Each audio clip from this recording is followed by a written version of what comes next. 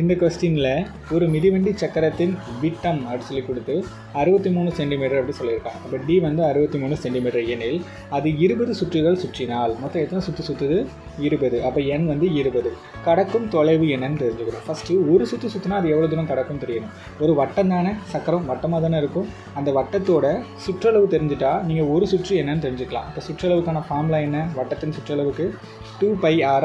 So இப்போ டயாமீட்டரில் பாதி ரேடியஸ்ன்னு சொல்லுவோமா? அப்போ 63/2. இப்போ நான் அப்படியே 2 எழுதிக்கிறேன். இன்ட்டு பை வேலை 22/7 போட்டேன். ஆறுக்கு பதிலாக 63/2ன்னு எழுதிக்கிட்டேன். இப்போ இதையும் கட் பண்ணால் 11ன்னு வரும். இதையும் கட் பண்ணால் 9ன்னு வரும். இப்போ இது எல்லாத்தையும் பெருக்கினா 99 × 2 9 198ன்னு வரும். அப்போ ஒரு சுற்றுக்கு 198 சென்டிமீட்டர் ரீச் பண்ணுது.